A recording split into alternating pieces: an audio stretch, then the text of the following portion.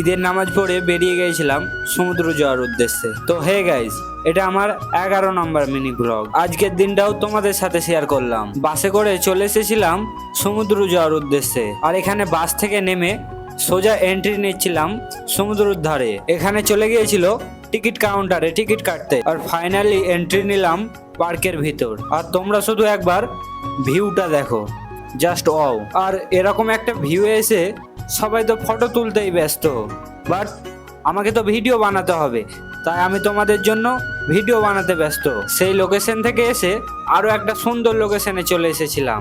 আর এখানে এতটা বাতাস মারছিল কি বলবো। আর আজকে এতটা গরম পড়েছিল কিছু বলার নেই। তাই চলে এলাম খাবারের দোকানে খেতে। খাওয়া দাওয়া কমপ্লিট করে এখানে সবাই বসে একটু রেস্ট নিচ্ছিলাম। আর এই রাইডটা করার খুব ইচ্ছে ছিল, কিন্তু দুঃখের বিষয় সেদিন বন্ধ ছিল রাইডটা।